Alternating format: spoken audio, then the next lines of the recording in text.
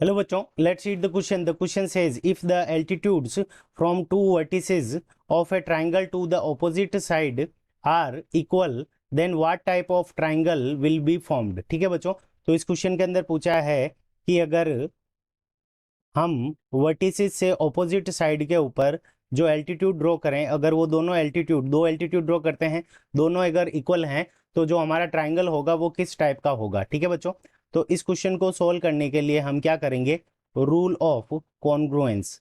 ठीक है बच्चों, रूल ऑफ कॉन्ग्रुएंस का क्या करेंगे, यूज करेंगे. अब रूल ऑफ कॉन्ग्रुएंस का क्यों यूज करेंगे, क्योंकि रूल ऑफ कॉन्ग्रुएंस से हमें पता चल जाएगा कि रूल ऑफ कॉन्ग्रुएंस से हम ये जानते हैं कि अगर दो ट्राइंगल कॉन्ग्रुएंट होते हैं तो उनके कोरस्पॉन्डिंग पार्ट क्या होते हैं, इक्वल होते हैं. तो सबसे पहले ये है ट्राइंगल ए बी सी. अब हमने क्या किया, बी पॉइंट से इस ए सी के ऊपर एल्टीट्यूड ड्रॉ किया बी डी. ठीक है, एल्टीट्यूड ड्रॉ किया है तो ये वाला एंगल 90 का होगा और ये वाला एंगल भी 90 का होगा लीनियर पेयर से. अब सी पॉइंट से हम एल्टीट्यूड ड्रॉ करेंगे और ये हो जाएगा हमारा सी ई. यहाँ पे ये एंगल भी 90 डिग्री हो जाएगा, ये वाला एंगल भी क्या हो जाएगा, 90 डिग्री का हो जाएगा.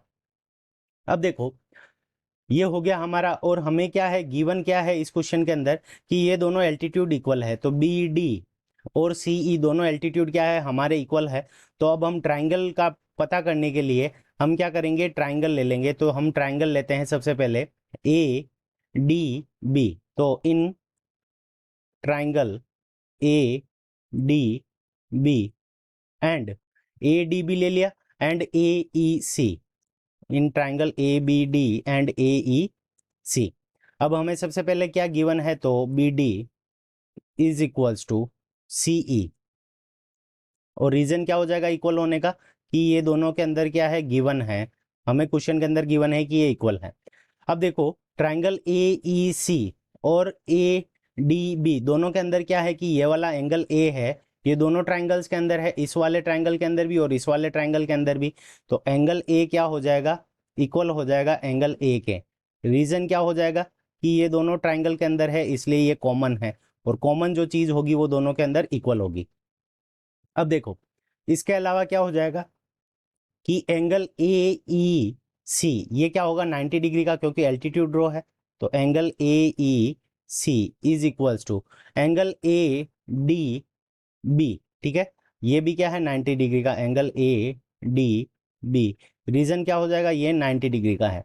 अब दोनों ट्राइंगल हमारे कॉन्ग्रुएंट हो गए. तो कॉन्ग्रुएंट हो गए तो कौन से रूल से हुए वो हम देख लेते हैं. तो triangle A D B congruent triangle A E C. और रीजन क्या हो जाएगा, देखो एक एंगल ये हो गया, एक एंगल ये हो गया, और फिर उसके अलावा साइड कौन सी होगी इस वाले ट्राइंगल में, ये वाली. फिर इसके अंदर ये वाला एंगल हो गया, एंगल डी के ऊपर जो एंगल बन रहा है ये हो गया, और साइड कौन सी हो गई, ये वाली. ठीक है बच्चों, तो यहाँ पे एंगल एंगल साइड रूल से ये दोनों ट्राइंगल क्या हो जाएंगे, हमारे कॉन्ग्रुएंट हो गए. ठीक है बच्चों, ये दोनों ट्राइंगल कॉन्ग्रुएंट हो गए. तो बाई कॉन्ग्रुएंस रूल हम क्या लिख सकते हैं कि उसके कोरोस्पोंडिंग पार्ट इक्वल होंगे. कोरोस्पोंडिंग पार्ट इक्वल होंगे तो हम लेंगे A B. A B is equals to हमारा क्या हो जाएगा, ए सी. ठीक है, ए बी और ए सी ये दोनों क्या हो जाएगी कि ये दोनों कोरोस्पोंडिंग पार्ट है कॉन्ग्रुएंट ट्राइंगल के, तो ये दोनों इक्वल हो गए.